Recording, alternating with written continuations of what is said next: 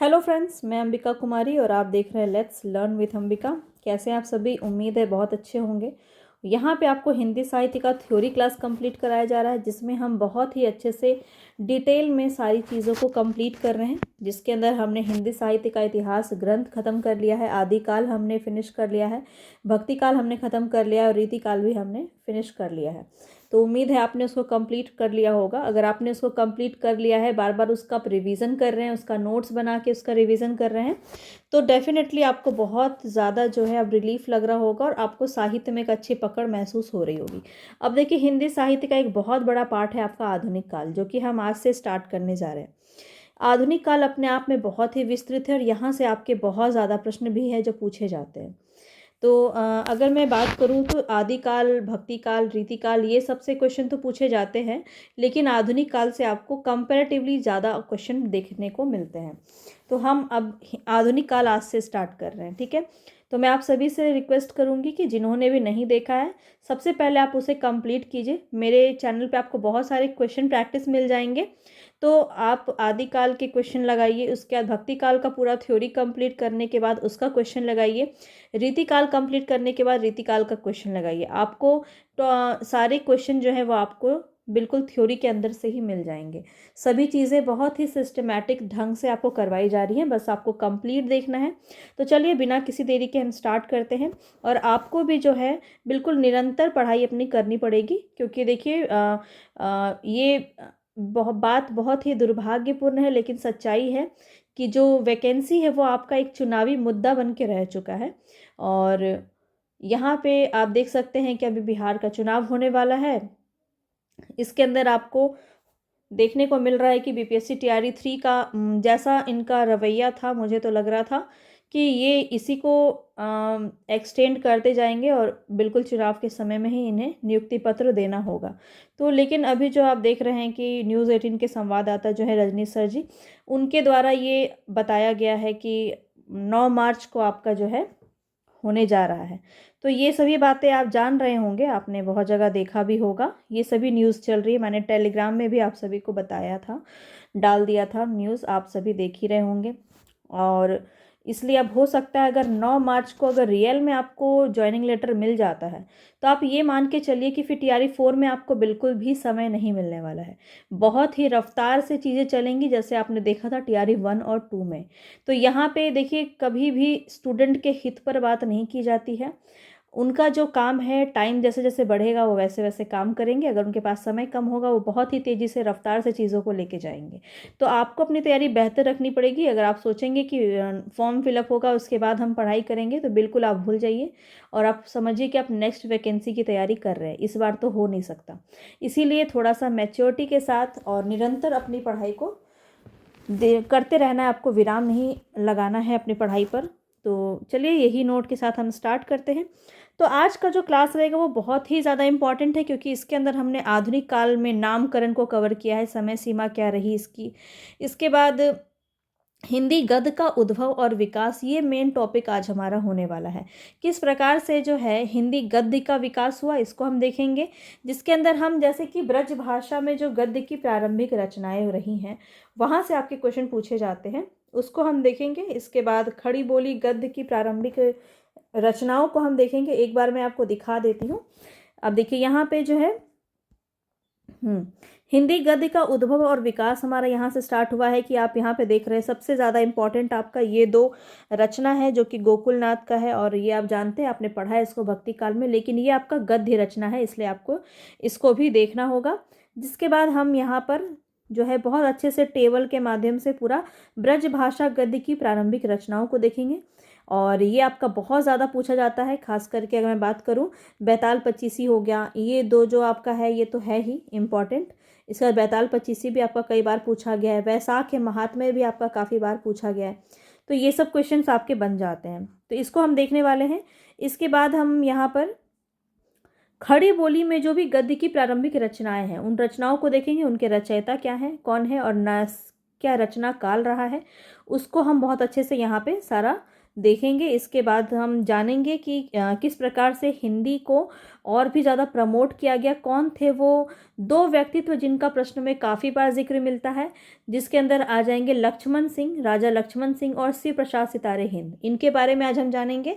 तो बहुत ही इंपॉर्टेंट रहेगा आज का सेशन, बस बिल्कुल भी स्किप मत कीजिएगा, एक एक चीज़ आपको बहुत अच्छे से समझ में आएगी। चैनल पर नए हैं तो सब्सक्राइब करके बेल आइकन ज़रूर दबा दीजिएगा। बिल्कुल ऑथेंटिक आपको रामचंद्र शुक्ल और डॉक्टर नगेंद्र की पुस्तक का पूरा सार आपको मेरे इस थ्योरी में मिलेगा, तो बिल्कुल भी आपको स्किप नहीं करना है और ध्यान से एक एक चीज़ समझते जाइएगा, क्योंकि एक एक लाइन यहाँ पे बिल्कुल प्रश्न से मैंने उठाया हुआ है और बहुत ज़्यादा जो है यहाँ से क्वेश्चन आपको देखने को मिलेगा। अब काफ़ी लोग जो है इस नोट्स के बारे में पूछते हैं, तो मैं एक बार आपको बता देती हूँ कि ये नोट्स आपको मेरे दिए गए नंबर पर, जो कि आपको डिस्क्रिप्शन बॉक्स के लिंक में मिल जाएगा, मैं आपको यहाँ पर भी एक बार बता देती हूँ, 7992287750। ये आपका व्हाट्सअप मैसेज करके आप यहाँ से नोट्स को प्राप्त कर सकते हैं सिर्फ और सिर्फ 299 रुपीज़ में। ठीक है, पूरा 299 रुपीज़ में आपको संपूर्ण हिंदी साहित्य का कंप्लीट नोट्स मिलेगा। जहाँ तक हम कराते जा रहे हैं आपको वैसे वैसे वो मिलता जाएगा। और अभी तक जो है बहुत सारे लोगों ने इसको परचेस किया और एक अच्छी फीडबैक मुझे मिल रही है, तो ये देख के बहुत खुशी हो रही है और मुझे भी अंदर से और ज़्यादा इच्छा हो रहा है कि और भी अच्छे से आपके लिए कलेक्शन मैं ला के रखूँ। साथ ही साथ आपको 10,000 प्लस क्वेश्चन प्रैक्टिस के सेट भी मिलेंगे। क्वेश्चन प्रैक्टिस करने के लिए मिलेंगे, उसमें आपको क्वेश्चन आंसर सभी और सब कुछ दिया हुआ रहेगा। आपको क्वेश्चन के साथ साथ उसका एक्सप्लेनेशन भी दिया रहेगा, ताकि आप बहुत अच्छे से एक एक क्वेश्चन के माध्यम से उसके कॉन्सेप्ट को भी समझते जाएँ। तो ये सभी चीज़ें आपको मिलने वाली है सिर्फ और सिर्फ 299 रुपीज़ में। तो आप चाहें तो इसको परचेस कर सकते हैं और टेलीग्राम से ज़रूर जुड़ जाइएगा। वहाँ पे आपको मैंने अब नया इनिशिएट किया है कि 7 बजे रोज़ आपको वहाँ पे जीके जीएस से संबंधित या फिर हिंदी व्याकरण, हिंदी साहित्य से संबंधित बहुत सारे क्वेश्चन प्रैक्टिस कराए जाएंगे क्विज़ के माध्यम से। तो बिल्कुल जुड़ना मत भूलिएगा। आपको डिस्क्रिप्शन बॉक्स में आपको टेलीग्राम की लिंक मिल जाएगी, वहाँ से जाके आप ज्वाइन हो सकते हैं। चलिए अब स्टार्ट करते हैं अपनी पढ़ाई के ऊपर। तो नामकरण और समय सीमा इसकी क्या रही है, सबसे पहले अगर हम इसकी बात करें तो देखिए, शुक्ल जी के रचनाओं को बहुत ही ज़्यादा आधार माना जाता है। तो रामचंद्र शुक्ल ने हिंदी साहित्य के इतिहास के चतुर्थ कालखंड को गद्य की प्रमुखता के कारण गद्य काल नाम दिया है। कई बार तो प्रश्न आपका यही पूछ लिया जाता है कि हिंदी साहित्य के चतुर्थ कालखंड को इन्होंने किस आधार पर इन्होंने गद्य काल का नाम दिया है। तो नाम से ही समझ में आता है कि गद्यता की प्रमुखता होने की वजह से। ठीक है, और इसकी समय सीमा क्या है, तो संवत में अगर हम बात करें तो 1900 से 1980, और अगर हम ईस्वी में बात करें तो 1843 ईस्वी से 1923। ये आपको बहुत अच्छे से याद रखना है, क्योंकि यहाँ से सीधा सीधा प्रश्न आपका यही पूछ लिया जाता है। ठीक है, बहुत ज़्यादा हाई में जाएंगे, बहुत छोटी छोटी चीज़ें भी आपको कई बार गलत करा देती है एग्ज़ाम में, तो छोटी छोटी चीज़ों को बिल्कुल भूलना नहीं है आपको, अच्छे से इसको दिमाग में रखेंगे। अब देखिए, कुछ इम्पॉर्टेंट है जहाँ से आपके पूछे जाते हैं। तो रामचंद्र शुक्ल तो इनको गद्यकाल कहते हैं, मिश्र बंधु जो है वर्तमान काल कहते हैं, राम कुमार वर्मा और गणपति चंद्र गुप्त दोनों ने आधुनिक काल कहा है, और भी जितने भी और इम्पॉर्टेंट जितने भी हैं अधिकतर लोगों ने आधुनिक काल ही कहा है। ठीक है, पर यहाँ पे ये प्रश्न बनता है इनसे, इसलिए हमने यहाँ पे दिया हुआ है। रामविलास शर्मा जो है वो नव जागरण काल कहते हैं। अब आगे बढ़ते हैं। शुक्ल जी ने इस काल का नाम गद्य काल इसलिए रखा क्योंकि इस काल में गद्य की प्रधानता परिलक्षित हो रही है, किंतु गद्य काल नाम देने से उसे काल में लिखे गए पद्य साहित्य की उपेक्षा प्रतीत होती। इसी वजह से जो है सर्वमान्य रूप से अगर हम देखें तो गद्य काल नहीं कहा जाता है, हम क्या पढ़ते हैं, आधुनिक काल। तो आधुनिक काल जो है ये सर्वमान्य दृष्टिकोण से ये नाम आपका उपयुक्त है, जिसमें गद्य और पद्य दोनों की प्रवृत्ति समान रूप से इसमें मिलती है। तो ये बात आपको ध्यान रखना है, ये नाम क्यों पड़ा है और किस लिए इसकी महत्ता है, ये आपको जानना इम्पोर्टेंट था। अब आगे देखते हैं यहाँ पे हिंदी गद्य का उद्भव और विकास। तो रामचंद्र शुक्ल का मत है कि वल्लभाचार्य जी के जो पुत्र हैं गोसाई विट्ठल नाथ जी, उन्होंने श्रृंगार रस मंडन नाम का एक ग्रंथ ब्रजभाषा गद्य में लिखा, जिसकी भाषा परिमार्जित और अव्यवस्थित थी।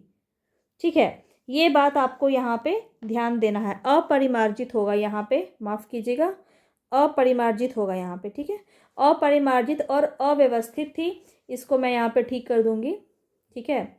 तो ये याद रखिएगा कि इसमें जो है त्रुटियां थी काफ़ी, और अव्यवस्थित रूप से इन्होंने लिखा था ब्रज भाषा में गद्य।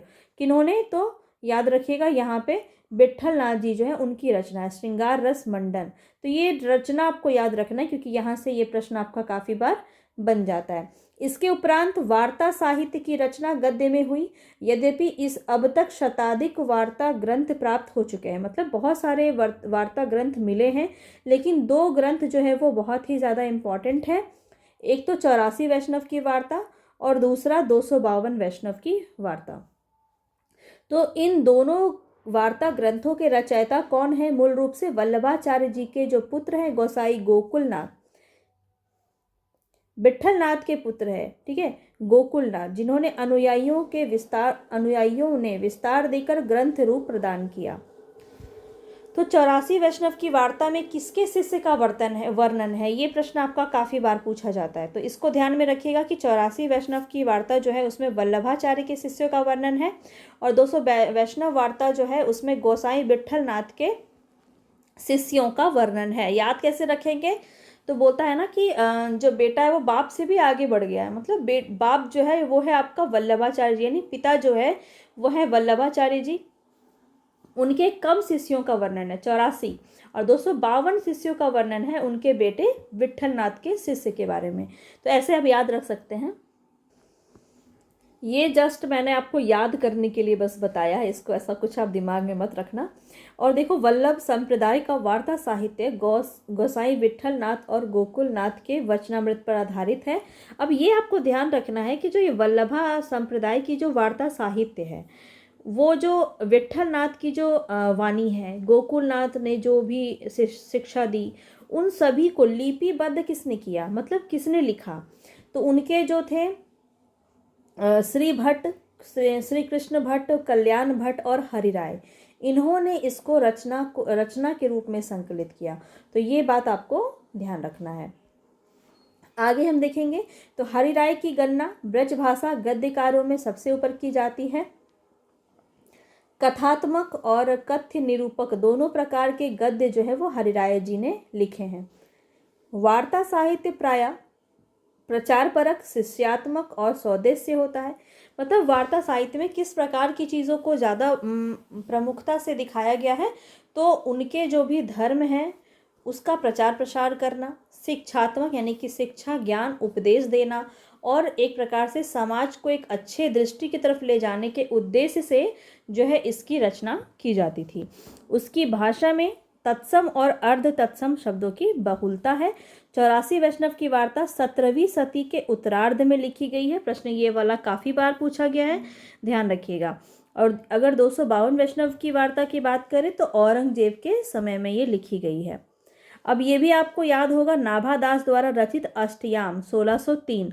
अब आपको ये पढ़ के ये दिमाग में आ रहा होगा कि ये भक्ति काल सा क्यों लग रहा है कि हम भक्ति काल ही पढ़ रहे हैं। हम भक्ति काल नहीं पढ़ रहे हैं, अभी हम आपको इसके बारे में बताते हैं। तो देखिए, अष्टयाम जो है वो ब्रज भाषा गद्य में लिखा गया है। भगवान राम की दिनचर्या का वर्णन है। अब देखिए, गद्य तो ऐसा नहीं है ना कि सीधा 1900 कहा गया तो बस 1900 ईस्वी से आपका सीधा गद्य ही लिखना स्टार्ट हो गया। गद्य लिखना पहले से ही स्टार्ट हो गया था, लेकिन प्रमुखता से इसका वर्णन नहीं मिलता है। तो वो बात कही जा रही। गद्य का मतलब आपको पता होगा कि जब हम पद्य दृष्टि से नहीं लिखते हैं, जब आप काव्य रूप में नहीं लिखते हैं, व्याख्यात्मक तरीके से जब आप चीज़ों को लिखते हैं, तो आपका गद्य रूप होता है। ये बात तो आपको खैर पता होगी। तो श्रृंगार रस मंडन जो है ये किसका है? विट्ठल नाथ का है। ये नाम बस याद रख लीजिए। 84 वैष्णव की वार्ता किसका है? गोकुल नाथ का है। 252 वैष्णव की वार्ता किसका है? वो भी गोकुल नाथ का है। अष्टयाम, यहाँ पे इसको कलर चेंज कर लेती हूँ। अष्टयाम जो है यहाँ पे किसका है? नाभादास का है। ईस्वी चाहे तो याद रख सकते हैं, 1603 ईस्वी हो जाएगा अष्टयाम का। जो इम्पॉर्टेंट है वही, बाकी सबका तो बस रचना या रचना काल पूछ लिया जाता है, या फिर कई बार पूछा जाएगा कि ये किस काल में रचित हुआ, तो वो आपको ध्यान में रखना। अगहन महात्म्य ये किसका है? वैकुंठ शुक्ल का है। वैशाख महात्म्य भी वैकुंठ मणि शुक्ल का है। नासिकेतोपाख्यान यहाँ पे अज्ञात रूप से देखने को मिलता है। और बैताल पच्चीसी किसका है? सूरती मिस्र का है। और आईने अकबरी किसका है? लाल हीरा लाल। ठीक है, तो आईने अकबरी की भाषा वचनिका, ये पूरा नाम होगा, एक बार देख लेते हैं। हाँ, आईने अकबरी की भाषा वचनिका, ये किसका है? लाला हीरा लाल का है, 1795 ईस्वी। तो ये आपको पूरा यहाँ पे टेबल के माध्यम से दे दिया गया, इसको आप अच्छे से रिवीजन कीजिएगा। इसके बाद देखिए यहाँ पे हम बात करें तो गद्य लिखने की परिपाटी का सम्यक प्रचार ना होने के कारण, अब देखिए यहाँ पे ये बताया भी जा रहा है कि किस प्रकार से इसको इतना प्रचलित रूप नहीं मिला। वो इस वजह से क्योंकि गद्य लिखने की परिपाटी का सम्यक प्रचार ना होने के कारण ब्रज भाषा गद्य का पूरा विकास नहीं हो सका। मतलब कुछ लोगों ने लिखा, ज़्यादा इसका प्रचार नहीं हुआ, ज़्यादा लोगों ने इसको प्रमोट नहीं किया, और वार्ता ग्रंथों में इसका परिष्कृत और सुव्यवस्थित रूप उपलब्ध होता है।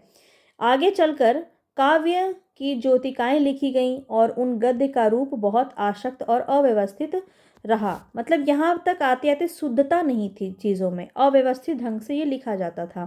तो उसके बाद देखिए क्या है, जानकी प्रसाद द्वारा रचित रामचंद्रिका की टीका 1817 ईस्वी में, इसकी भाषा भी असक्त और अव्यवस्थित थी। ठीक है, अब हम बात करेंगे कि सबसे अच्छा अगर हम देखें तो कौन सी रचना फिर होगी। अभी तक तो रचनाएं लिखी गई लेकिन वो अव्यवस्थित रूप से थी। बस यहाँ पे ये याद रखिए कि रामचंद्रिका की टीका किन्होंने लिखी, तो जानकी प्रसाद। ठीक है, ज़्यादा कुछ याद नहीं रखना। आगे देखिए तो खड़ी बोली गद्य की महत्वपूर्ण पुस्तक है एक, खड़ी बोली गद्य। ठीक है, अभी तक हम ब्रज भाषा की बात कर रहे हैं, है ना, ब्रज भाषा में जो गद्य साहित्य लिखा गया हम उसकी बात कर रहे थे। अब हम आगे बढ़ रहे हैं तो यहाँ पे खड़ी बोली गद्य की रचना जो है चंद छंद वर्णन की महिमा, ये किसका है? तो गंग कवि का है। और ये रचना कब हुई? तो अकबर के समय की ये रचना है। ठीक है, चंद छंद वर्णन की महिमा। आगे बढ़ते हैं। आगे देखिए 1741 ईस्वी में राम प्रसाद निरंजनी ने भाषा योग वशिष्ठ नाम का गद्य साफ सुथरी खड़ी बोली में लिखा। किन्होंने लिखा? राम प्रसाद निरंजनी। बहुत इंपॉर्टेंट पॉइंट है, 1741 ईस्वी में इन्होंने लिखा है। और ये प्रश्न आपका भाषा योग वशिष्ठ काफ़ी बार पूछा गया है। तो किसका है? राम प्रसाद निरंजनी, याद रखिएगा। राम प्रसाद निरंजनी जो है वो पटियाला दरबार के थे। और इनका गद्य को देखकर यह पता चलता है कि मुंशी सदा सुखलाल एवं लल्लू लाल के 60 वर्ष पहले भी खड़ी बोली गद्य का परिमार्जित रूप था। अब ये बात यहाँ पे क्या बोली जा रही है, इसको समझेंगे। तो यहाँ पे ये कहा जा रहा है कि आपने अगर पहले भी पढ़ा होगा तो आपको पता होगा कि मुंशी सदा सुखलाल और लल्लू लाल की रचना को जो है खड़ी बोली गद्य में शामिल किया जाता है अगर हम प्रथम की बात करें। लेकिन यहाँ पे ये कहा जा रहा है कि राम प्रसाद निरंजनी की जो रचना है भाषा योग वशिष्ठ, ये इतनी अच्छी परिमार्जित रूप में लिखी गई थी कि कह सकते हैं कि इनके 60 वर्ष पहले भी यहाँ पे भाषा योग वशिष्ठ लिख करके ये इन्होंने बताया है कि इससे पहले भी खड़ी बोली का विकास होना शुरू हो चुका था। तो यहाँ पे एक पॉइंट है जो आपको ध्यान में रखनी है, वो ये है कि रामचंद्र शुक्ल ने राम प्रसाद निरंजनी को प्रथम प्रौढ़ गद्य लेखक माना है। बहुत बार ये क्वेश्चन आपका बना है और इसको मैं स्टार मार्क कर रही हूँ, इसको बहुत अच्छे से आप नोट कर लीजिए। आचार्य रामचंद्र शुक्ल ने राम प्रसाद निरंजनी को ही प्रथम प्रौढ़ गद्य लेखक माना है। क्यों माना है ये तो अब आपको अच्छे से समझ में आ गया, क्योंकि इनकी जो रचना है भाषा योग वशिष्ठ, या एक प्रकार से बहुत ही साफ सुथरी तरीके से इन्होंने ये खड़ी बोली में लिखी है। ठीक है, इससे पहले जो लिखा गया वो आपका ब्रज भाषा में गद्य रचनाएं लिखी गई। तो रामचंद्र शुक्ल ने प्रौढ़ गद्य, यहाँ पे प्रौढ़ ये शब्द याद रखिएगा। ठीक है, क्योंकि आगे आपको और भी कुछ कुछ मिलेगा तो आप कंफ्यूज बिल्कुल नहीं होंगे। प्रथम प्रौढ़ गद्य की बात की जाए तब राम प्रसाद निरंजनी का नाम आता है। आगे देखते हैं, आचार्य रामचंद्र शुक्ल ने खड़ी बोली गद्य की जिन महत्वपूर्ण कृतियों का उल्लेख किया है अपनी रचनाओं में। अब ये चीज़ें हमने आपको हिंदी साहित्य का जो इतिहास है इनका, रामचंद्र शुक्ल का, उनकी पुस्तक से हमने ये उठाया है। ठीक है, तो क्रमबद्ध विवेचन किया है इन्होंने बहुत अच्छे तरीके से। अगर आप इनकी पुस्तक को पढ़ेंगे ना, एक एक चीज़ बहुत ही डिटेल में बहुत अच्छे से दी गई है। तो जो आपके एग्ज़ाम के दृष्टिकोण से इम्पॉर्टेंट है वो हमने यहाँ पे आपके लिए लेकर आई हूँ, ताकि आपको कुछ भी छूटे नहीं। ठीक है, तो पहले देखिए यहाँ पे चंद छंद वर्णन की महिमा जो है खड़ी बोली गद्य में गंग कवि ने लिखा था अकबर के समय में, लेकिन क्या था ये अपरिमार्जित थी, ठीक है, अपरिमार्जित थी, अच्छे तरीके से ये नहीं लिखी गई थी, ठीक है। इसी वजह से इसको रामचंद्र शुक्ल ने प्रथम गद्य प्रौढ़ गद्य नहीं माना था। उसके बाद किन्होंने लिखी, राम प्रसाद निरंजनी ने लिखी भाषा योग वशिष्ठ 1741 ईस्वी। ये भी याद रखिए क्योंकि ये भी पूछा जाता है आपका, क्योंकि जो जो इम्पोर्टेंट है, जो स्पेसिफिक है ना, वो आपके एग्जाम में काफ़ी बार बनता है, तो इसको हम अच्छे से देख लेंगे, ठीक है। तो ये आपको ध्यान में रखना है, इसी को जो है रामचंद्र शुक्ल ने क्या माना है, प्रथम प्रौढ़ गद्य लेखक माना है। क्लियर है। पद्म पुराण का भाषा अनुवाद, ये रचना किसकी है, पंडित दौलत राम 1766 ईस्वी में। ये कहाँ से लिया गया है, तो रामचंद्र शुक्ल की पुस्तक से ये लिया गया है, ठीक है। मंडोवर का वर्णन अज्ञात है, ये 1773 से यहाँ पे 83 के बीच में ये लिखा गया है। सुख सागर, बहुत ही मोस्ट इंपॉर्टेंट क्वेश्चन, यहाँ से कई बार आपका एग्जाम में प्रश्न बना है। सुख सागर मुंशी सदा सुखलाल नियाज की रचना है 1818 ईस्वी में। प्रेम सागर लल्लू लाल की रचना है 1800 ईस्वी में। अब ये आप याद रखिए कि पूछा जाता है किन्होंने खड़ी बोली का मतलब विकास किया, तो लल्लू लाल का नाम पहले आता है सदा सुखलाल से पहले। क्यों आता है आप यहाँ पे देख सकते हैं कि 1800 ईस्वी में इन्होंने प्रेम सागर की रचना कर दी थी। तो बिल्कुल बिना किसी कंफ्यूजन के आप सीधा सीधा लल्लू लाल को टिक करके आ जाना, कोई गलती आपकी नहीं होगी। नेक्स्ट है नासिकेतोपाख्यान, ये सदल मिश्र की रचना है, ये भी बहुत बार पूछी गई है। आगे आपने जो देखा वो अज्ञात था, वो अलग है, ये अलग है, ठीक है।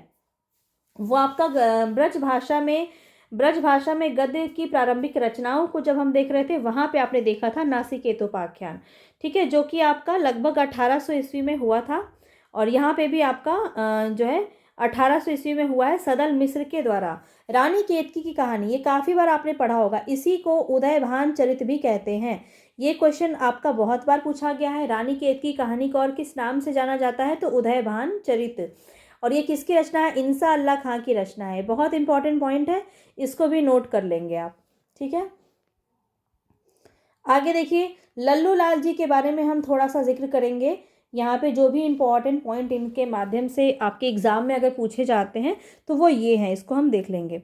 तो लल्लू लाल जी आगरा के गुजराती ब्राह्मण थे। फोर्ट विलियम कॉलेज में के हिंदी उर्दू अध्यापक जॉन क्रिस्टाइल के आदेश पर इन्होंने खड़ी बोली में प्रेम सागर की रचना की थी। अब देखिए, फोर्ट विलियम कॉलेज में काम करते थे, ये प्रश्न आपका काफ़ी बार पूछा जाता है।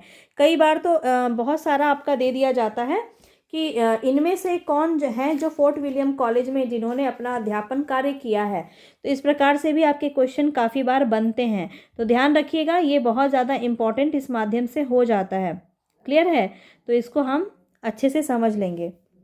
अब ये याद रखिए कि किसके कहने पर इन्होंने जो है प्रेम सागर की रचना की, तो हिंदी उर्दू के अध्यापक जॉन ग्रिल क्राइस्ट थे, उनके आदेश पर इन्होंने खड़ी बोली गद्य में प्रेम सागर की रचना की। तो ये किसके आदेश पर की, ये बात भी आपको जो है ना अच्छे से ध्यान में रखना है, जिसमें भागवत के 10वें स्कंद की कथा का वर्णन है, ठीक है। ये पॉइंट आपको याद रखना है अच्छे से कि 10वें स्कंद के कथा का वर्णन जो है इसमें मिलता है। आगे देखते हैं, लल्लू लाल जी ने इस कृति में अरबी फारसी के शब्दों से परहेज किया। इन्होंने उर्दू में भी कविताएं लिखी हैं। इनका नाम देखिए, रचना बहुत बार पूछा जाता है, सिंहासन बत्तीसी, बैताल पचीसी, शकुंतला नाटक और माधोनल, ये इनकी रचना है, इसको अच्छे से याद रखिएगा। लल्लू लाल जी ने बिहारी सतसई की टीका भी लिखी है, जिसका नाम है लाल चंद्रिका। काफ़ी बार ये प्रश्न पूछा जाता है, तो इसको आप बिल्कुल हूबहू नोट कर लीजिए कि बिहारी सतसई की टीका किन्होंने लिखी। ये प्रश्न अगर पूछा जाएगा तो लल्लू लाल बिल्कुल आपके ऑप्शन में होंगे, तो आप उसे टिक करेंगे। और भी लोगों ने लिखी है, जब हमने रीतिकाल पढ़ा था तो मैंने आपको बहुत अच्छे से डिटेल में बताया था, ठीक है, कि बिहारी सतसई की टीकाएँ और किन्होंने की है, किस किस नाम से की है। क्लियर है। अब यहाँ पे मैं सारा तो आपको नहीं बताऊंगी, पर लल्लू लाल क्योंकि ये आपके हिंदी गद्य विकास के अंदर आते हैं, इसलिए हम इनको पढ़ रहे हैं। तो लाल चंद्रिका किसकी रचना है, लल्लू लाल जी की रचना है, और ये बिहारी सतसई की टीका इन्होंने लिखी है। कोलकाता में इन्होंने एक प्रेस भी खोला, जो फोर्ट विलियम कॉलेज की नौकरी से जब पेंशन लेने के बाद ये आगरा में आ जाते हैं, और यहाँ पे इन्होंने इस प्रेस का नाम क्या रखा, संस्कृत प्रेस नाम रखा, और यहीं पे इन्होंने इसका जो है उद्घाटन किया। आगे देखेंगे सदल मिश्र के बारे में। कई बार तो आपके एग्जाम में प्रश्न ऐसे बन जाता है कि निम्न में से किन्होंने फोर्ट विलियम कॉलेज में काम किया है। तो आपने एक पढ़ा भी लल्लू लाल, एक सदल मिश्र भी जो हैं इन्होंने भी यहाँ से जो है ये भी काम करते थे। तो इस प्रकार से एक से ज़्यादा ऑप्शन भी आपका सही हो जाएगा। तो आपको ये सभी चीज़ें पढ़ना इंपॉर्टेंट है, क्योंकि एग्जामिनर कभी भी आपको जो एक्सेप्शन चीज़ें होती है उसी पे फंसाता है। तो ये बात आपको ध्यान रखना है, आप फंसेंगे नहीं, क्योंकि आप यहाँ पे पढ़ रहे हैं ना, यहाँ पे आपको एक एक चीज़ बहुत अच्छे से डिटेल में करवाया जाता है। अब सदल मिश्र जो हैं ये फोर्ट विलियम कॉलेज में कलकत्ता में काम करते थे। इन्होंने भी कॉलेज अधिकारियों की प्रेरणा से खड़ी बोली गद्य की पुस्तक नासिकेतोपाख्यान की रचना इन्होंने तैयार की। ब्रज भाषा के साथ साथ कुछ पूर्वीपन उनकी भाषा में दिखाई देता है, ये ध्यान नहीं रखना है, बस इतना याद रखिए कि सदल मिश्र जो थे वो फोर्ट विलियम कॉलेज में कलकत्ता में काम करते थे। दूसरी बात कि इन्होंने कौन सी रचना की, नासिकेतोपाख्यान खड़ी बोली गद्य रचना है ये, ठीक है। दो ही बातें हैं जो आपको ध्यान रखनी है। आगे देखिए मुंशी सदासुखलाल नियाज़ की बात करें तो ये दिल्ली के रहने वाले थे। इन्होंने विष्णु पुराण से उपदेशात्मक प्रसंग लेकर एक पुस्तक की रचना की, और हिंदी में श्रीमद् भागवत पुराण का अनुवाद इन्होंने सुख सागर नाम से किया। तो प्रश्न यहाँ से बहुत अच्छे से पूछा जाता है कि सुख सागर जो है ये किस रचना का अनुवाद है। तो याद रखिएगा श्रीमद् भागवत पुराण का अनुवाद है, बहुत इंपॉर्टेंट पॉइंट है।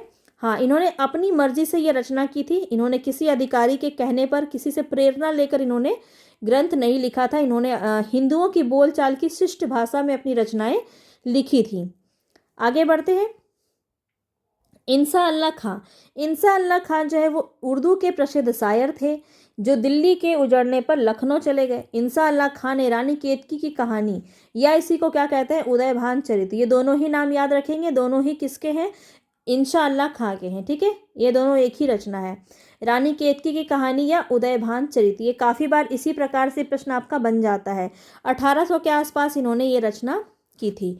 आगे देखिए, इस ग्रंथ की रचना इन्होंने ठेठ हिंदी में किए जाने की इच्छा व्यक्त की, जिसमें हिंदी को छोड़ किसी और बोली का पुट ना हो। हिंदी गद्य के इन 4 प्रारंभिक लेखक जो हैं कौन कौन से, लल्लू लाल, सदल मिश्र, मुंशी सदासुखलाल और इंसा अल्लाह खां। ये जो 4 प्रारंभिक लेखक हैं जिन्होंने लेखन किया, और इसमें इंसा अल्लाह खां की भाषा जो है वो सबसे अधिक चटकीली थी, मुहावरेदार थी, चलती हुई भाषा थी। इंसा अल्लाह खां जो थे वो चलबुली भाषा का कौशल जो है दिखाना चाहते थे अपनी रचनाओं में। यहाँ तक सभी बातें आपको क्लियर होंगी, आई होप बहुत अच्छे से आपको समझ में आ गया होगा। आगे देखते हैं। रामचंद्र शुक्ल ने इन 4 लेखकों में मुंशी सदासुखलाल को विशेष महत्व दिया है। मुंशी सदासुखलाल को हिंदी गद्य का प्रवर्तन करने वालों में स्थान दिया जाना चाहिए। इन 4 लेखकों का रचना काल मोटे तौर पर 1800 के आसपास रहा है, और हिंदी गद्य का सूत्रपात भी 1800 ईस्वी के आसपास से समझना चाहिए। कौन कह रहे हैं, तो शुक्ल जी कह रहे हैं। अब आगे देखेंगे। ईसाई धर्म प्रचारकों में से एक विलियम कैरे ने बाइबल का हिंदी और बांग्ला में अनुवाद कराया। इनका गद्य सीधा और सरल है, चलती हुई भाषा का प्रयोग इसमें किया गया है। अंग्रेजी राज्य के प्रारंभ में कचहरी की भाषा फारसी ही रही। कुछ प्रांतीय भाषाओं में अदालती कामकाज में प्रयुक्त होने लगी। अब यहाँ पे क्या बातें की जा रही है, भाषा के बारे में बात की जा रही है, कैसे भाषा का उद्भव और विकास, यही तो हम पढ़ रहे हैं ना आज। तो किस प्रकार से जो है भाषा धीरे धीरे जो है फारसी रूप में देखने को मिली। जो ईसाई धर्म प्रचारक थे विलियम कैरे, इन्होंने बाइबल का हिंदी और बांग्ला में अनुवाद किया, और कैसे ये भाषा धीरे धीरे अभी जो है आपका हिंदी और बांग्ला, उर्दू इस तरफ आपकी होती हुई देखने को मिल रही है। इसके बाद आप देख रहे हैं कि अंग्रेजी राज्य में ये फारसी भाषा यहाँ पे देखने को मिलती थी। अब देखिए, कुछ प्रभावशाली मुस्लिम नेता जैसे सर सैयद अहमद खान ने स्कूल में हिंदी पढ़ाने का भी विरोध किया। तो ये सभी चीज़ें इस समय में चल रही थी। ये किस समय की बात है, तो बिल्कुल ये 1857 की क्रांति, जब आप पढ़ रहे होंगे हिस्ट्री में आपने पढ़ा होगा, तो उस समय की बात है कि 1849 ईस्वी में सिखों को पराजित करने के बाद संपूर्ण देश पर अंग्रेजों का शासन हो गया था। ये सभी चीज़ें आप पढ़ रहे थे, आप रिलेट कीजिए, वही समय चल रहा है जब ये बातें आप देख रहे हैं। और यहीं पे साहित्यकारों ने अपना पुनर्जागरण दिखाया, यहाँ पे ही इन्होंने पुनर्जागरण दिखाया और कई सारी रचनाएं की, कई सारी संस्थाओं समाजों का विकास हुआ, संस्थाओं का विकास हुआ। यहीं पे आप पढ़ते हैं ब्रह्म समाज, प्रार्थना समाज, आर्य समाज, ये सब अभी हम देखने वाले हैं। तो बहुत तसल्ली से आप ध्यान से देखिएगा, पसंद आए तो प्लीज़ लाइक ज़रूर कर दीजिएगा और ज़्यादा से ज़्यादा लोगों तक शेयर कीजिए। मैं बार बार बोलती नहीं हूँ, हाँ कई बार मैं भूल भी जाती हूँ बोलना, लेकिन आपका काम है, आप ये खुद कर देना है ना। चलो आगे देखते हैं यहाँ पे। तो ये वही समय अभी आपका चल रहा है जबकि बात हम अभी पढ़ रहे हैं। 1856 ईस्वी में अवध भी अंग्रेजी राज्य में सम्मिलित हो गया था। फिर इसके बाद अंग्रेज जो है वो देसी भाषाओं द्वारा एकजुट 1857 का जो व्यापक विद्रोह होता है उसमें मुगल साम्राज्य को क्या करता है, फिर से स्थापित करने का प्रयास किया जाता है। तो ये सभी चीज़ें चल रही थी। लॉर्ड डलहौजी का क्या नीति नियम आया था, तो वो सब आपने जो है हिस्ट्री में पढ़ा होगा। ये वही समय चल रहा है, इसी को आप इमेजिन कीजिए। और इसी समय दो पर्सनालिटी हमारे समाज में विकसित हुए। पहले तो थे शिव प्रसाद सितारे हिंद और दूसरे थे राजा लक्ष्मण सिंह। तो हम इन दोनों के बारे में भी देखेंगे अभी। राजा शिव प्रसाद सितारे हिंद जो है वो हिंदी के पक्षपाती थे तथा अंग्रेजों के कृपा पात्र थे। अब इनके साथ ये समस्या थी कि राजा शिव प्रसाद सितारे हिंद जो हैं वो पूरी तरह से विरोध नहीं करते थे अंग्रेजों का, ठीक है, उनके कृपा पात्र थे, ठीक है। हिंदी की रक्षा के लिए इन्होंने महान कार्य किया, पर वह बराबर सर सैयद अहमद खां का विरोध भी करते रहे। तो यहाँ पे अभी हम आगे इनके बारे में और अच्छे से समझेंगे। अब यहाँ देखिए, गारसा तासी नामक जो फ्रांसीसी विद्वान था, ये कट्टर विरोधी था हिंदी का, ठीक है। ये हिंदी उर्दू के इस झगड़े को फ्रांस में बैठकर उन्होंने हवा दी। और शुक्ल जी कहते हैं कि अदालती भाषा उर्दू होते हुए भी शिक्षा विधान में देश की असली भाषा हिंदी को स्थान देना पड़ा। ये किसका कथन है, ध्यान रखेंगे, कई बार पूछ लिया जाता है। अब हम पढ़ते हैं राजा शिव प्रसाद सितारे हिंद को। तो ये कौन थे, यही थे आपके शिव प्रसाद सितारे हिंद। तो हिंदी उर्दू के संघर्ष काल में दो पर्सनालिटी आपके उभर के आए, वो थे राजा शिव प्रसाद सितारे हिंद और राजा लक्ष्मण सिंह। हिंदी के पक्षपाती बनकर सामने आए। शिक्षा विभाग में इंस्पेक्टर होने से पूर्व राजा शिव प्रसाद सितारे हिंद ने काशी में बनारस अखबार निकालना प्रारंभ किया। तो बनारस अखबार ध्यान में रखेंगे। अभी जब हम भारतेंदु युग पढ़ेंगे तो बहुत सारे जो है पत्र पत्रिकाओं का वर्णन शुक्ल जी ने किया है अपने बुक में, उसको हम देखेंगे, बहुत मज़ा आएगा आपको आगे। तो बस आपको इसी तरह कंप्लीट देखना है, सारा कुछ समझना है और कमेंट बॉक्स में ज़रूर बताते चलिएगा कि आपको समझ में आया कि नहीं, ठीक है। तो यहाँ पे क्या था, शिव प्रसाद सितारे हिंद जो थे, इन्होंने इनकी भाषा में क्या था, उर्दू का पुट था, ठीक है। हिंदी तो था मगर उर्दू भी ये मिला के चल रहे थे, क्योंकि ये ज़्यादा नाराज़ नहीं करना चाहते थे सबको, है ना, थोड़ा मिला के चलने वालों में से थे। हिंदी विभाग में मुसलमान का दल अधिक शक्तिशाली था, अतः इन्होंने मध्यवर्गीय मार्ग का अनुसरण करते हुए आम चलती हुई भाषा का समर्थन किया। मतलब यहाँ कहने का क्या है, तो मुसलमान का जो दल था वो ज़्यादा था, तो ज़्यादातर लोग जो है वो उर्दू बोलते थे। तो इन्होंने क्या किया, बीच का रास्ता अपनाया, ना ही पूरी तरह से हिंदी और ना ही पूरी तरह से उर्दू। इन्होंने आम बोली को अपनाया और आम बोली में ही अपनी रचनाओं को भी इन्होंने लिखा। इनकी रचना बहुत इंपॉर्टेंट है, सारा बताऊंगी, बस ध्यान से आपको इसको याद करना है, नोट ज़रूर कर लीजिएगा, जिसमें उर्दू के चलते हुए शब्दों का प्रयोग होता है। अब ये यहाँ पे देखिए, राजा शिव प्रसाद सितारे हिंद की कुछ पुस्तक है। आलसियों का कीड़ा काफ़ी बार पूछा गया है, तो सीधा सीधा प्रश्न यहाँ से आपका बनता है। राजा भोज का सपना, ये काफ़ी बार आपने अपने एग्जाम में देखा होगा। अगर आप प्रीवियस से क्वेश्चन लगाते हैं तो बहुत अच्छे से आपको समझ में आ रहा होगा, ये सारे प्रश्न आपने वहाँ देखे होंगे। इतिहास तिमिर नाशक कई बार पूछा गया है। मानव धर्म का सार, ये भी पूछा गया है। उपनिषद सार, ये भी पूछा गया है। भूगोल हस्तमलक, तो यहाँ पे याद रखिए, आलसियों का कीड़ा, राजा भोज का सपना, इतिहास तिमिर नाशक, मानव धर्म सार और उपनिषद सार, ये सारे ही प्रश्न आपके एग्जाम में बनते हैं। तो ये किसकी रचना है, राजा शिव प्रसाद सितारे हिंद की रचना है। बार बार बोलेंगे, आलसियों का कीड़ा, राजा भोज का सपना, इतिहास तिमिर नाशक, मानव धर्म का सार और उपनिषद सार, ठीक है। ये बहुत इंपॉर्टेंट है, बिना स्किप के अच्छे से याद कीजिएगा। और चाहे तो आप इसका नोट्स ले ही सकते हैं, मैंने आपको पहले ही सारा कुछ बता दिया है। तो आप चाहे तो वहाँ से नोट्स भी ले सकते हैं और बहुत ही आसानी से अपना क्लास स्टार्ट कीजिए। बार बार रिवीजन कीजिए, चीज़ें आपका इससे बाहर नहीं आएगा, क्योंकि बहुत ही डिटेल में सारा कुछ आपको मैं ऑलरेडी बता चुकी हूँ। वस्तुतः देखिए यहाँ पे सितारे हिंद की भाषा का स्वरूप ऐसा था कि वह हिंदी उर्दू की समस्या को हल करने का प्रयास करते हुए जान पड़ते थे।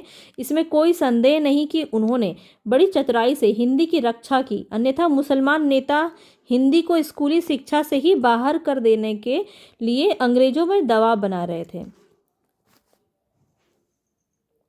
तो ये बात आपको ध्यान में रखना है। तो इन्होंने क्या किया, हिंदी को छोड़ा नहीं, हिंदी को लेकर के साथ चल रहे थे। और राजा साहब ने अपनी प्रारंभिक जो पुस्तक है राजा भोज का सपना, इसको सरल हिंदी का प्रयोग इसमें इन्होंने किया है। और उसमें वह उर्दू पर नहीं है, जो बाद की पुस्तक जैसे इतिहास तिमिरनाशक जो है इसमें उर्दू आपको दिखाई देगा, लेकिन राजा भोज का सपना हिंदी भाषा का प्रयोग किया गया है। तो ये सब कुछ कुछ फैक्ट हैं जो आपके एग्जाम में पूछे जाते हैं। अब एक प्रश्न और बनता है, मानव धर्मसार में इन्होंने क्या किया है, संस्कृत निष्ठ हिंदी का प्रयोग किया है। तो बहुत अच्छे से ध्यान से इसको आप समझ लीजिए। शिक्षा विभाग में नौकरी करने के बाद अंग्रेज अधिकारियों का रुख देखकर इन्होंने अपनी भाषा नीति बदली और अपनी बाद की पुस्तकों में इन्होंने उर्दू मिश्रित हिंदी का प्रयोग किया। मतलब पहले ये क्या कर रहे थे, राजा भोज का सपना जो है इसमें इन्होंने हिंदी का प्रयोग किया था। फिर मानव धर्मसार में इन्होंने संस्कृत निष्ठ प्योर हिंदी का प्रयोग किया। तो इससे क्या हुआ कि वहाँ के जो विभाग में वो काम करते थे, शिक्षा विभाग में, तो अधिकारी नाराज़ ना हो जाएं, इसलिए वो अपनी भाषा नीति में बदलाव लाते हैं और उर्दू मिश्रित हिंदी का प्रयोग करते हैं। ठीक है। और यहाँ पे इतिहास तिमिरनाशक भाग 2 की भूमिका में वह साफ लिखते हैं कि मैं इस पुस्तक में भाषा का वही स्वरूप रखा है जो बैताल पचीसी का है। ठीक है। और बैताल पचीसी इसी से आपको समझ में आ जाएगा कि ये उर्दू भाषा में इन्होंने लिखा है। तो इनके सभी जो रचना है वो किस किस भाषा में है ये भी मैंने आपको बता दिया, इसको अच्छे से आप समझ लेंगे। दूसरे थे राजा लक्ष्मण सिंह। ये तो प्योर एकदम हिंदी के भक्त थे और इन्होंने हिंदी को संस्कृत निष्ठ हिंदी पर बहुत ज़्यादा बल दिया था। ठीक है, राजा लक्ष्मण सिंह। तो कई बार जब आपके एग्जाम में पूछा जाए तो कंफ्यूज बिल्कुल मत होइएगा, दोनों में अंतर आपको समझ में आ गया होगा। राजा शिव प्रसाद सितारे हिंद जो थे वो थोड़ा साथ लेकर चलते थे, पक्षपात तो था उनके अंदर हिंदी का, लेकिन वो एकदम से बाइकॉट इन्होंने नहीं किया था। और यहाँ पे हम राजा लक्ष्मण सिंह की बात करें तो इन्होंने जो है हिंदी को ज़्यादा प्राथमिकता इन्होंने दिया था और ये आगरा के रहने वाले थे। और यहाँ पे अगर हम इनके बारे में और देखें तो इन्होंने सन 1861 में, ये डेट याद रखिए पूछा जाता है, 1861 ईस्वी में आगरा से प्रजा हितैषी नामक पत्र निकाला। बहुत इंपॉर्टेंट है, प्रजा हितैषी किसकी है तो याद रखिएगा राजा लक्ष्मण सिंह। ठीक है। और 1862 ईस्वी में अभिज्ञान शाकुंतलम का अनुवाद इन्होंने सरल विशुद्ध हिंदी में प्रकाशित किया। इनकी ये पंक्ति काफ़ी बार पूछी गई है, तो ध्यान रखिए ये पंक्ति हमने यहाँ पे भी डाला हुआ है। हमारे मत में हिंदी और उर्दू दो बोली न्यारी न्यारी है। हिंदी इस देश के हिंदू बोलते हैं और उर्दू यहाँ के मुसलमान और फारसी पढ़े हुए हिंदुओं की बोलचाल है। हिंदी में संस्कृत पद बहुत आते हैं और उर्दू में अरबी और फारसी के। तो यहाँ पे इतना सा आपसे पूछा जाता है, ये रेड है, मैं एक बार चेंज करके बता रही हूँ। हमारे मत यहाँ से लेके यहाँ तक न्यारी न्यारी है। हमारे मत में हिंदी और उर्दू दो बोली न्यारी न्यारी है। ये पंक्ति काफ़ी बार आपके एग्जाम में पूछा गया है। किसका है? राजा लक्ष्मण सिंह। आगे देखते हैं। राजा लक्ष्मण सिंह के शकुंतला नाटक की भाषा देखकर अंग्रेज विद्वान फ्रेडरिक पिनकार्ट बहुत प्रसन्न हुए। ये क्या थे? ये जो है इसका विरोध नहीं करते थे हिंदी का, है ना। पिनकार्ट जो थे, फ्रेडरिक पिनकार्ट, बहुत प्रसन्न हुए और इन्होंने इस नाटक का परिचयात्मक विवरण देते हुए बहुत सुंदर लेख भी लिखा था, आर्टिकल लिखा था इन्होंने उसके ऊपर। आगे देखेंगे, पिनकार्ट साहब जो है वो हिंदी और उर्दू दोनों भाषाओं के ज्ञाता थे और भारत का हित हृदय से ये चाहते थे। राजा लक्ष्मण सिंह, भारतेंदु, प्रताप नारायण मिश्र आदि हिंदी के लेखकों से वह बराबर पत्र व्यवहार करते थे, मतलब पत्र आदान प्रदान इनका होते रहता था तथा ये इंग्लैंड के अखबारों में हिंदी लेखकों और ग्रंथों का परिचय बराबर देते रहते थे। यहाँ पे क्या बोला जा रहा है कि इंग्लैंड के अखबारों में हिंदी लेखकों का, उनके ग्रंथों का जो है परिचय वो देते रहते थे। कौन? याद रखिएगा, पिनकार्ड, ठीक है, पूरा नाम है फ्रेडरिक पिनकार्ड, तो ये आप ध्यान में रखेंगे। क्लियर है? आगे देखिए, शुक्ल का क्या विचार यहाँ पे आया है। तो शुक्ल का विचार है कि उस समय के हिंदी लेखकों के घर में पिनकार्ड साहब का एक दो पत्र अवश्य मिलेगा। मतलब ये हमेशा जो हिंदी लेखक होते थे उनके, पिनकार्ड साहब भारत में भी आए और लखनऊ में उनका देहांत हो जाता है, तो वो हमेशा पत्र व्यवहार करते रहते थे और बहुत ही फेमिलियर थे इन सभी चीज़ों से। हिंदी के रक्षकों में बाबू श्री प्रसाद सितारे हिंद के साथ साथ पंजाब के नवीन चंद्र राय का भी नाम आता है, तो कहीं अगर मिल जाए ध्यान में रखिएगा, वैसे उतना कुछ इम्पोर्टेंट नहीं है। अब आगे आते हैं संस्कृत जागरण और हिंदी के बारे में, जो बहुत इंपॉर्टेंट पॉइंट है, जिसके बारे में हम संस्था के बारे में पढ़ेंगे। ब्रह्म समाज, प्रार्थना समाज, रामकृष्ण मिशन जो था आपका, आर्य समाज, थियोसॉफिकल सोसाइटी, ये सब हम अभी पढ़ने वाले हैं। तो ईसाई धर्म प्रचारक भारतीय धर्म एवं समाज की मान्यताओं की खिल्ली उड़ा रहे थे। जो ईसाई धर्म प्रचारक थे वो भारतीय धर्म, उनकी समाज की क्या कर रहे थे, खिल्ली उड़ा रहे थे। वे भारतीय धर्म तथा समाज में व्याप्त कुरीतियों का मजाक उड़ा रहे थे और उन्हें नीचा दिखा रहे थे, क्योंकि उसी समय की बात हो रही है। आप याद कीजिए वो समय जब सती प्रथा था, आप याद कीजिए वो समय जब दहेज प्रथा तो खैर अभी भी है, बाल विवाह का उत्पीड़न था, विधवा विवाह पर रोक लगाया जाता था, ठीक है। तो ये वो समय की बात हो रही जब छुआछूत को काफ़ी मान्यता थी उस समय में। सती प्रथा थी जो कि एक बहुत ही जघन्य अपराध माना जाता है। तो ये सभी जो कुरीतियाँ थी समाज में, उसको लेकर के बात यहाँ पे किया जा रहा है। तो आर्थिक लालच देकर भोले भाले भारतीयों को ईसाई धर्म परिवर्तन स्वीकार करने के लिए लालायित कर रहे थे। अतः ये जो माहौल था, इस माहौल में सांस्कृतिक पुनर्जागरण की बहुत आवश्यकता थी। आप बताएंगे कि भारतीय पुनर्जागरण के पिता किसे कहा जाता है? बहुत इंपॉर्टेंट पॉइंट है, आप ज़रूर बताएंगे, ये आपने पढ़ा होगा, ये काफ़ी फेमस क्वेश्चन है। तो नव जागरण के पिता कौन है, बताएंगे, ठीक है, कमेंट बॉक्स में ज़रूर बताइएगा। राजा राम मोहन रॉय, देवेंद्र नाथ ठाकुर, केशव चंद्र सेन, ईश्वर चंद्र विद्यासागर, दयानंद सरस्वती, विवेकानंद, ये सभी कुछ आदि पुरुष थे जिन्होंने सांस्कृतिक और सामाजिक रूप से भारतीय जनता को जागृत करने का काम किया, ठीक है। इन्होंने क्या किया, कुछ बहुत व्यापक दृष्टिकोण से इन्होंने समाज में परिवर्तन लाने का काम किया। जैसे कि विधवा विवाह को इन्होंने उचित बताया, क्योंकि विधवाओं का जीवन नर्क से बदतर हो जाता था उस समय में। तो विधवा विवाह का वर्णन यहाँ पे इन्होंने किया, इनको इन्होंने सही ठहराया। बाल विवाह का इन्होंने अनुचित बताया। सती प्रथा पर रोक लगाई गई। देश की उन्नति के लिए अछूतों का उद्धार किया गया।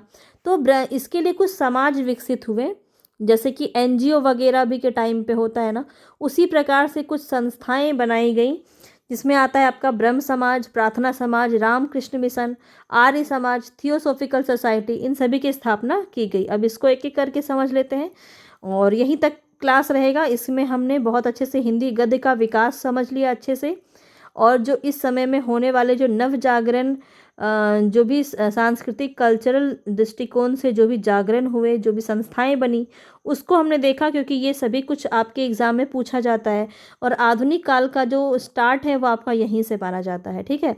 इसके बाद जो है हम नेक्स्ट क्लास अपना भारतेंदु युग का करेंगे। बहुत अमेजिंग आपकी क्लास होने वाली है, बहुत अच्छे से चीज़ें कलेक्ट की जा रही हैं आपके लिए, ठीक है। तो यहाँ पे हम एक बार पहले देख लेते हैं।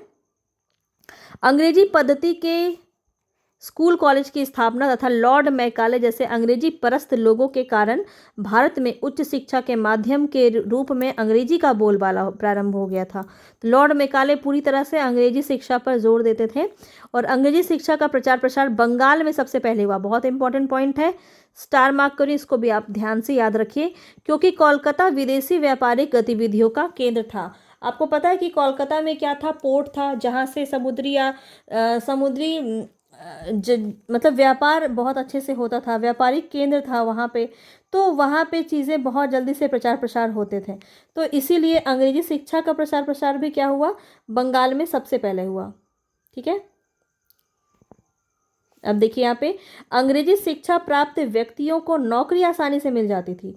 जो भी अंग्रेजी जानते थे उन्हें जो है अंग्रेजी सरकार क्या करती थी, नौकरी दे देती थी, क्योंकि कम्युनिकेशन बहुत अच्छे से हो पाता था, और इसलिए भी लोगों का झुकाव जो था वो अंग्रेजी शिक्षा की तरफ ज़्यादा बढ़ गया था, क्योंकि लोगों को तो चाहिए नौकरी।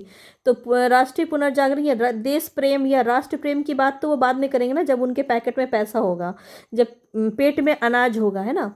तो इसीलिए यह आम लोगों के लिए मजबूरी बन गई थी कि वो अंग्रेजी शिक्षा लेंगे, तभी उन्हें क्या होता था, आसानी से नौकरी मिल जाया करती थी। अंग्रेजी शिक्षा पद्धति ने भारतीय बुद्धिजीवियों को भी सचेत किया, और जन जागरण हेतु यहाँ पे कई संस्थाएं बनाई गई, जैसे धर्म समाज किन्होंने बनाया है, ब्रह्म समाज किन्होंने बनाया है, राजा राम मोहन रॉय ने बनाया है 1828 में, ठीक है।